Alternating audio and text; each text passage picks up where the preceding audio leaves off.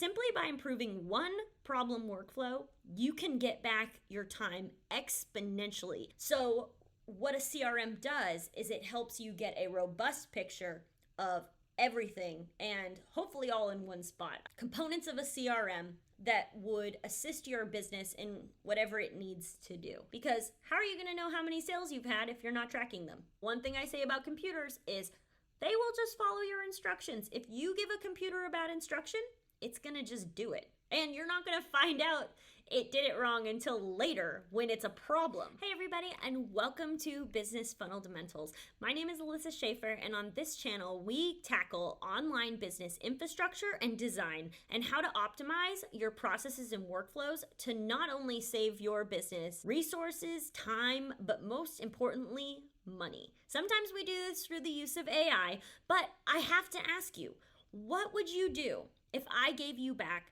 simply by improving one workflow, 5 hours back in each month you work? Then, by extension, you would get an entire week back in your year. I mean, what would you do with all of that extra time? It's mind-boggling to think about and maybe hard to imagine, but simply by improving one problem workflow, you can get back your time exponentially. And you only have to fix it once, and that can pay dividends. So you would get back that week each and every year, and it would only take the amount of time it takes to fix it the one time. That's fun to think about. I actually have a much longer video, I'll link it here, about how this channel came to be, my entire background, and the story behind why I am here having this conversation with you.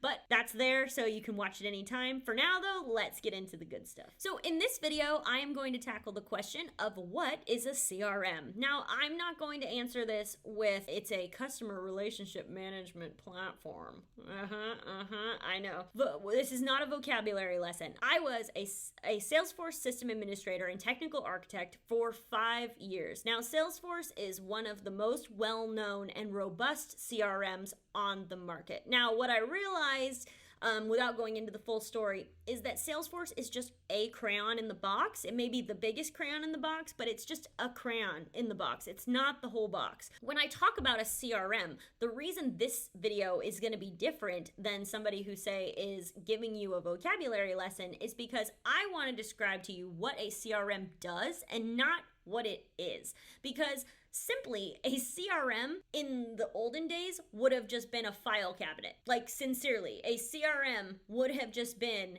a file cabinet with the folders and the organization strategy behind your file cabinets and your folders.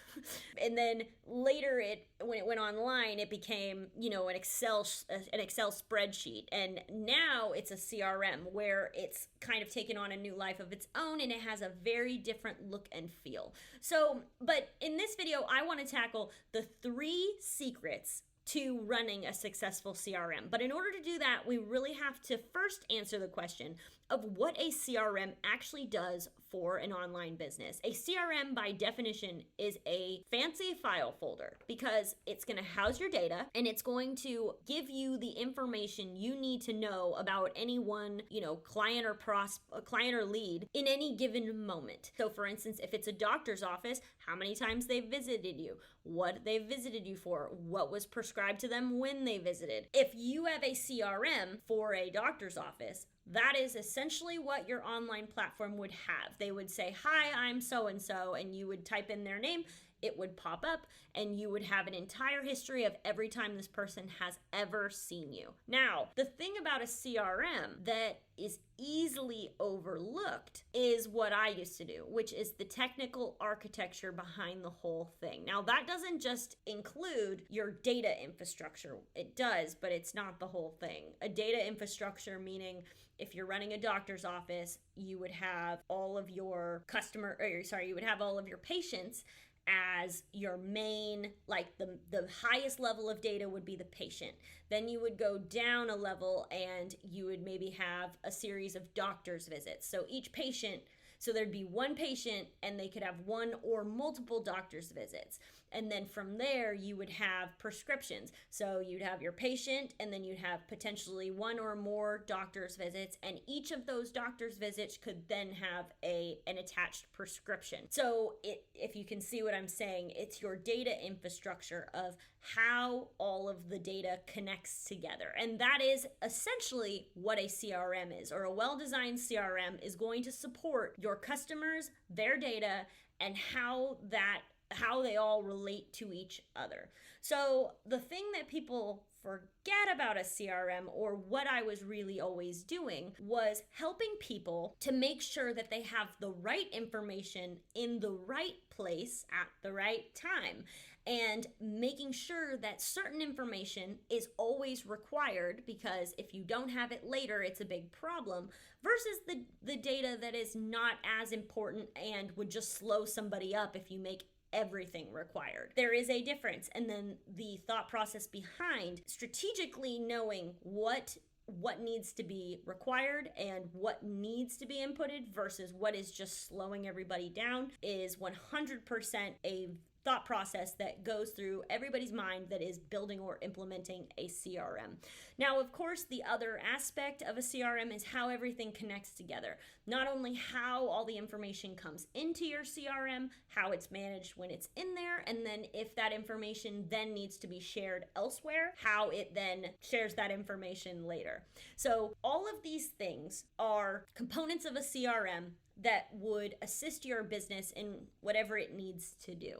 So a CRM, what it does for your business is supports your business function through, the technical architecture of it all. So housing your data is an infinitely valuable aspect, because how are you going to know how many sales you've had if you're not tracking them? I mean, you could be tracking in your finance, you could be tracking it in your bank account, but I have a feeling if you went to your bank account and you just saw a bunch of deposits and you had no idea where they came from, is that information actually helpful? So what a CRM does is it helps you get a robust picture of everything, and hopefully all in one spot. I find I have a lot of conversations with people where they have more than one CRM. That's not a solid strategy in the long run. And watch my longer video on building your perfect online business ecosystem blueprint. That might help you. If you have more than one CRM, I would highly suggest you narrow that down, because you cannot manage things in that many places. If you have more than 10 tabs open to manage your business, if I say what's the ROI on your last marketing campaign and you can't look in one spot for that answer, that's probably when you're going to need to just simplify your life. Without further ado though, let's dive into the 3 secrets to implementing a successful CRM, which, like I said, I have been building and implementing CRMs for the last 5 years. And so these are tried and true secrets that have literally been battle tested by an infinite number of companies in a multitude of industries. So secret number 1 is actually something that we've already spoken a lot about, and that is having a good data infrastructure. If we go back to the doctor's office example, there is the patients and the doctor's visits and then prescriptions. Now, if you look at that, there's a hierarchy of it. If you had, say, your visits above the patients, that fundamentally would not support how your data needs to be inputted. If the first thing you're inputting is the doctor's appointment and then you're putting in the patient information, what that would translate to is, instead of having one patient file and a few different doctor's visits, is each time the person visited, you'd have to re-input the patient information, not the solid strategy. The patient is the highest, and then you'd have your doctor's visit.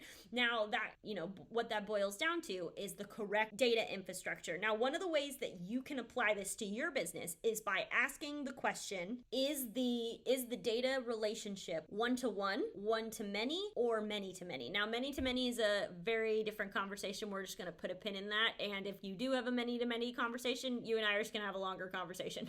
But if we look at the patient to visits relationship, it is a one-to-many, because it's one patient and there could potentially be many doctor's visits. So that in and of itself indicates that the patient needs to be the highest in the hierarchy, and then you'd have your doctor's visits. So the question you ask yourself is are these two data points one-to-one? Are they one-to-many? Or is it many-to-many? Again, many-to-many is a very different conversation. We have to have a longer one. Email me below. So the point being, though, having a good data infrastructure to back up your business will be your make or break in the long run, because the number of times I had to go back and fix dirty data, I can tell you 100% the amount of time it takes to fix it after the fact is infinitely longer than if you just implement it correctly the first time. Now, does that take a little bit of thought process, a little bit of foresight, a little bit of best guessing? Yes. And if your business foundationally changes, does it need to be changed? Yes. Is that possible? Yes, I've done that many times. But I can tell you, if you come to me 5 years after the fact and we start trying to figure out how the data got messed up in the first place, not only is it exceedingly painful for everybody involved, it is normally not successful. And so if you can take a step back and think about your data and how the data relates to it, how it all relates to each other, and also more importantly, relating to secret number 2, what data you need to collect in what area, because in the doctor's visit area, we want to know what tests were done, what room they were in, what time was the appointment. We don't want in the patient file what time the appointment was. That is fundamentally a doctor's visit piece of data, not the patient data. Now, they're related to each other through the data infrastructure, but ultimately, like, the patient phone number should live in the patient file, not in the doctor's visit file. You could access them from each other, but they should live in their respective homes. So that brings us to secret number 2, which is to make sure you automate and validate as much of your data as possible. In the example of, say, the phone number, so your patient file has a phone number in it, and so when you open, so say you are in a CRM, you're opening a patient file and you need to book a new appointment. There's a button or something, book a new appointment, that opens an entire thing where you're going to put in the time of the appointment, you're going to put in the reason for the appointment, and all these other things. Now, if you are going to be, and since you started from the patient file, you could automatically share data from the patient file into the appointment file. Now, that is a combination of validating and automating your data. What automating your data means is, can you create technical automation to not only create information, but also to update information? Meaning, if something gets updated on your patient file, does that then automatically update all the related files? It's this thought where you can build technology to update itself and mitigate manual tasks. Now, does this mean that there are no manual tasks? No, by no means does this mean you can mitigate or eliminate altogether manual tasks. There is always a point where a human needs to touch something to either keep it going in the same direction or change directions. You'll find this a lot in sales examples, because all the things on paper could say one thing, but then you talk to the person, you're like, this looks like a slam dunk on paper, but they're not going to buy. So that is a manual thing where it's like, maybe somebody else could sell it, but they don't want to buy this. They are allergic to pineapple and we're trying to sell them a box of pineapples.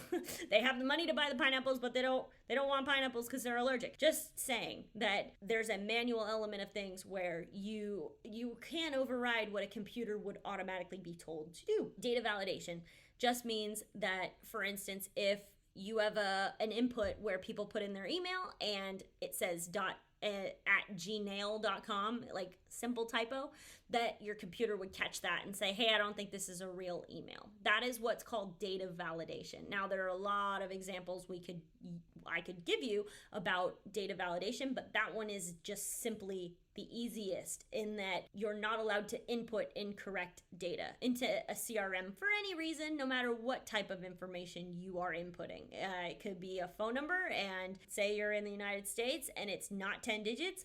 That could be a data validation rule. It's like, sorry, your phone number is not 10 digits. It's not a phone number. You can't call a phone number that's not 10 digits in the United States. So a data validation rule would throw up an error message and say, the phone number's wrong. It's not enough digits. As I said, we could have plenty of examples of what data validation is, but that is secret number 2 to a successful CRM, is making sure that not only so secret number 1, not only that your data infrastructure supports your business, but number 2, that you have as much of your data automated and validated to save time and mitigate the number of manual touch points. Say, for instance, that you get new leads from your website, and what you want is a salesperson to talk to that person within, say, a few days. You want them to reach out. You could have an automatic email as soon as the lead gets shared into the CRM, but then you could have an automatic task created for a salesperson to then say they're going to be prompted to reach out to this new lead and make sure that they are followed up with. Lots of examples in lots of different industries. This applies in so many different ways, and answer may vary based on what type of business you have, but how you think about it is all going to be the same. It's just going to be applied in different scenarios in different ways to different industries. So that's secret number 1 and secret number 2. Secret number 3. Secret number 3 might make you laugh and it might make you shake your head at me, but it is to keep it simple. The number of times that I was consulting with people, complexity is the enemy of execution. I'm going to say that again. Complexity is the enemy of execution. So the number of times that we were actually held up from completing the work because somebody was making it too complicated for its own good is unfortunately astronomically high. And part of it is, folks being a little apprehensive about technical builds and whatnot. The whole concept of technical architecture is intimidating to some people. I think also people tend to forget, they think computers are so robust that it should be complicated, when really the more simple that you can keep it, the more cut and dry, the more black and white your rules can be with a computer, better off you're going to be in the long run. The more if-then scenarios you give a computer, the more chances there are for it to give you the wrong answer. Now, the one thing I say about computers is they will just follow your instructions. If you give a computer a bad instruction, it's going to just do it. And you're not going to find out it did it wrong until later when it's a problem. I can't even tell you how many stories about that. Hindsight is always 20/20. And as a consultant, there is a certain amount of my job that was guiding, and there was a certain amount of my job that was instructing, and there was a certain amount of my job that was executing. But ultimately, unless the person who was seeking out our help gave us all of the information that was actually relevant to the situation, there was really no amount of questions I could ask somebody that would force them to tell me what they didn't know.